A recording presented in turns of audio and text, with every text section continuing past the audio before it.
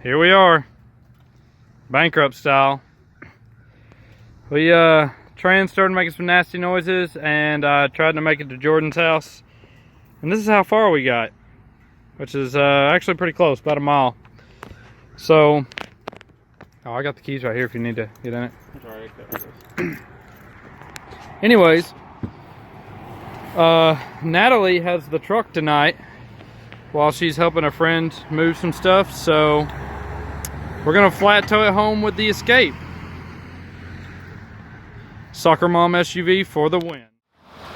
Alright, hi everybody, here we are again. Y'all guys have seen the videos. This thing broke a clutch, a trans, possibly threw the flywheel off. We're gonna find out today. Anyways, you saw that earlier in the video. We had to tow it home with the old bankrupt Escape. Did a nice fine job because the truck was Natalie had the truck and my truck was down. So as you also saw, we got the water pump in that truck fixed, new power steering pump. It is good to go and ready to tow down to the dyno day here in a couple weeks, assuming we can get this one back together. So I'm about to set a timer on my phone and start the time lapse and see how quick we can get this trans out.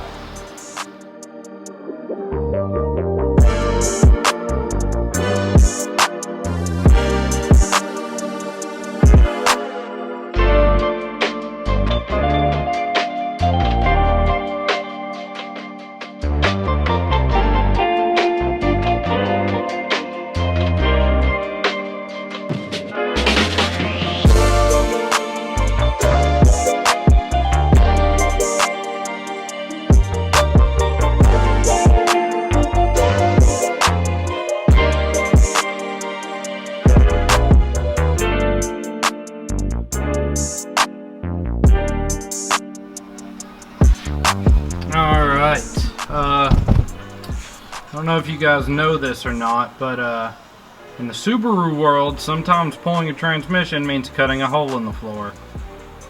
Hooray. So you can see there, Subaru uses these welded nuts inside the frame rail here. Unibody stamped metal. It's not really whatever you want to call it. I don't really care. You can flame me for it later. But they just barely tack weld them in place, and when they get a little rust, they tend to break off and spin in place. So I had to cut out a chunk here and go to town with the old Hobart and then get the nut out. Worked pretty good. The problem is I've got one on both sides, so I have to take and cut them out, and I might actually take and just go ahead and add some extra welds to both sides here just to so I don't ever have to pull them apart again. And then we'll scroll bend that floorboard back down and weld it in place and go on with our lives. Yep, good talk.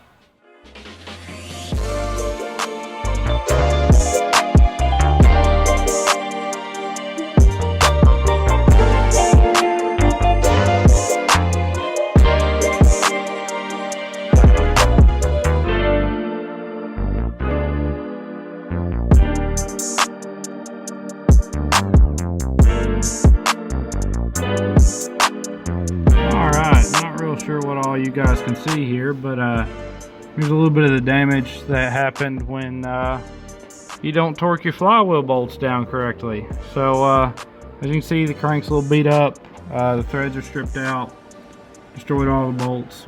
So I can't stress this enough, I do not suggest doing what we're doing here, but basically I'm re-tapping all the crank holes here. We got a little bit longer bolt we're going to try and use, and we're going to clean this up a little bit with a flap disc, and we're just going to send it. Yeah, bankrupt style. Honest to God, with this car and this engine anyways, probably a year or two it's going to come back apart, blow something through the side of it, so we're not really that worried about it because we're probably going to have to take it apart again soon. So this is what's happening, this is what's up. Yeah, I'm not good at ending segments. It's alright. We got the editing king that can make this sound not like a rambling idiot. So far, the cleanup job seemed like it was pretty effective. Not the greatest thing I've ever seen in my life.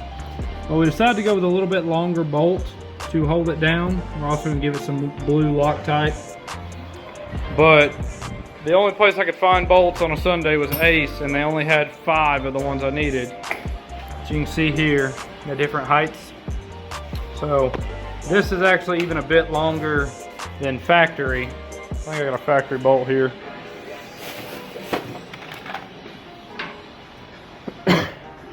But we had the room in the crank to go a little bit farther, so that's what we're doing.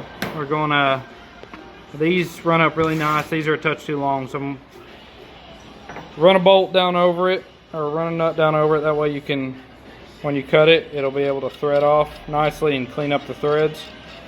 So yeah, that's the plan, you know. Just gonna bankrupt it.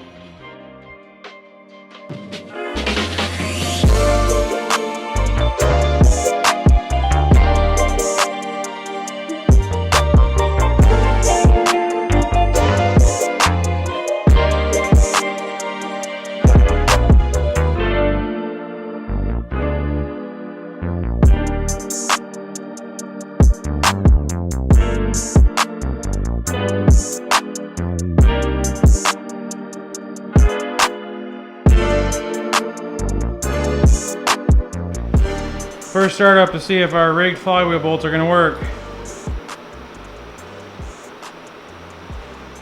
Hopefully it doesn't turn into a Mustang and come flying through the door here.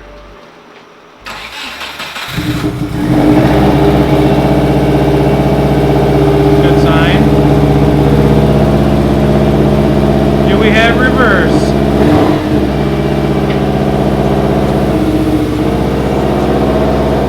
Alright, forward.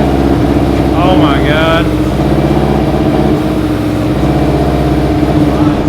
Time to do some donuts.